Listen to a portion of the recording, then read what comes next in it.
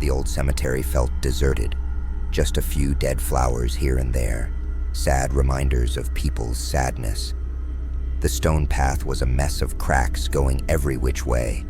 Plants were taking over, ivy crawling all over the tombstones, weeds growing tall, and who knows what bugs were doing underground. It was a whole vibe of just being forgotten. At the entrance, there were these two stone angel statues. They looked bummed out, holding their swords up like they were supposed to be guarding the place, but their faces were down like they felt bad about something. Their wings were broken, just stubs of feathers left, but you could still see how detailed they used to be. Then you heard some quiet steps coming up the path. It was two brothers and their sister. They tripped a little on the broken path. "You okay, Benji?" the older brother asked. Benji, the youngest, maybe 8 years old, brushed off his knees. "Yeah, Evan," he said, kind of making fun of him. "I don't need you to treat me like a baby. I'm good." Evan sighed. "Let's just not start anything, okay? Fine, whatever." Their sister gave Benji a little smack on the back. "Be nice to your brother. This is not a theme park." "Okay, whatever," he mumbled again. He squeezed his eyes shut for a second, like he was trying not to feel something. He was holding a single pink flower really tight. Evie, the sister, saw Benji's face and said, "I know you don't want to be here, but she probably misses you a lot. And you miss her, right?" Benji nodded. "Then, let's just go. Mom's waiting for us," Evie said. "Okay." Evan grumbled to himself, how come he only listens to Evie? Evie heard him and flicked him on the head. "Because I'm the best sister ever, and I'm older." They got closer to the angel statues and could see the whole messed up cemetery. This was about all we could pay for, Evie thought to herself. It's so quiet and sad. She felt like she was going to lose it, even before they got to the grave. As they kept walking, things started to feel weird, like someone was watching them. They paid attention to everything around them. Was the sun always this low? It felt hard to breathe, like someone was pushing down on them. Not a single bird was making noise. Everything else seemed to have disappeared into the forest, staring at them like they were on TV. "This place is creepy," Evan said, sounding nervous. "I told you we should have waited for Dad. You know how it would have been if Dad was here," Evie said, sounding annoyed. Evan stuffed his hands in his pockets and kicked a rock. They walked through the gate. "Yeah, but I just wish we could all be together again. Right, Benji?" He looked around. "Benji?" The last bit of sunlight disappeared, and everything got dark. It was like they were in a totally different cemetery than the one they walked into.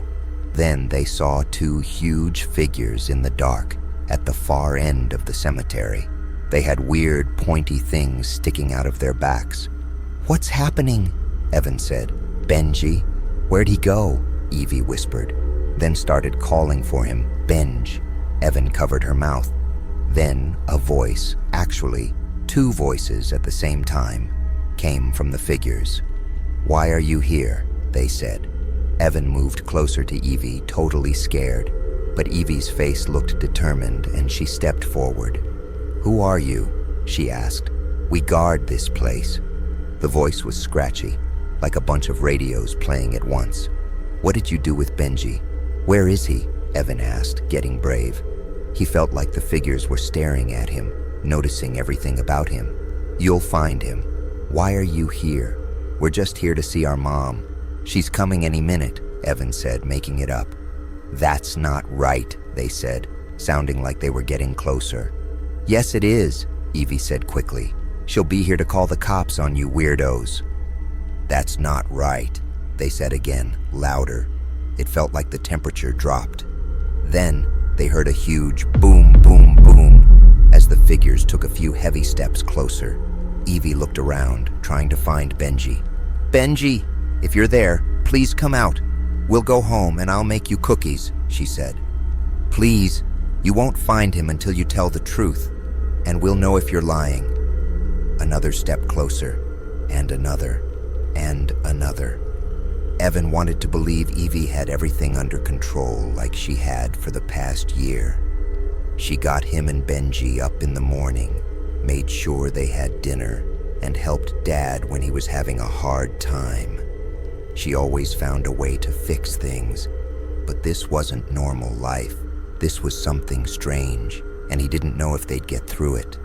He watched Evie's face as she started to look scared, her eyes shaking and her hands trembling. She'd been his rock forever. Now it was his turn to help her. "Hey, stop it," Evan said, stuttering. "Tell me what you want from us. Just give us Benji back." Why couldn't he talk right? Boom, boom, boom! 3 more steps. "We already told you. We want to know. Why are you here?" they repeated. Evan gulped. Why were they here? It was Evie's idea, something about making peace. Evie spoke up, sounding calm even though she was scared. "We're here to see our mom. She's been waiting for us. Can't you just let us be now?" "You lie." Boom, boom, boom. "What are you talking about?" "You lie. That wasn't the whole truth, but I will give him one more chance." "Why are you here?" The figures got closer. Evan tried to remember happy times. The whole family eating dinner together. His mom laughing at him when he fell off the swing. His parents flirting over wine. Evie making special cookies for everyone for Valentine's Day. Then a fight. Yelling. His mom leaving. The phone call. Boom, boom, boom. The figures were still dark, but now they could see their faces. 2 stone faces with deep, empty eye sockets that looked like they could swallow you whole. "Your answer?" the faces asked. Evan paused. He missed his mom. Evie missed her. Benji missed her. But maybe that wasn't the only reason they came.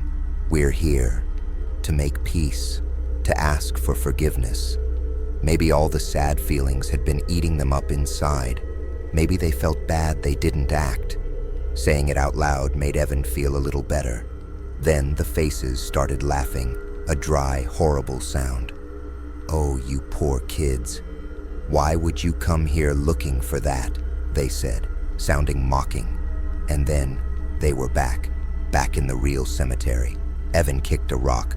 "I just wish we could all be together again. Right, Benji?"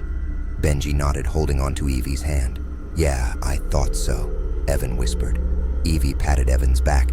"Yeah, same here. But not now. I think Dad needs more time." "You're probably right. Evie, look." Benji pointed at a tombstone. It's Mom's name. The stone was worn down, and the letters were fading, but the sun was shining right on it, lighting up the little plants growing there. "Here, Mom." Benji put the flower on the stone. "We miss you. A lot." "You did good, Benji," Evie said. "I'm sorry, Mom, but you'd probably tell me not to say that, so instead, I hope you've forgiven me for what I said." "Evie, what is it, Benji? I'm hungry. Can we have cookies?" Evie smiled and wiped away a tear. "Sure. Chocolate chip? The ones with lots of chocolate?" "Okay." Evie gave him a salute. "Can I ask for some too?" Evan asked. "Shut up."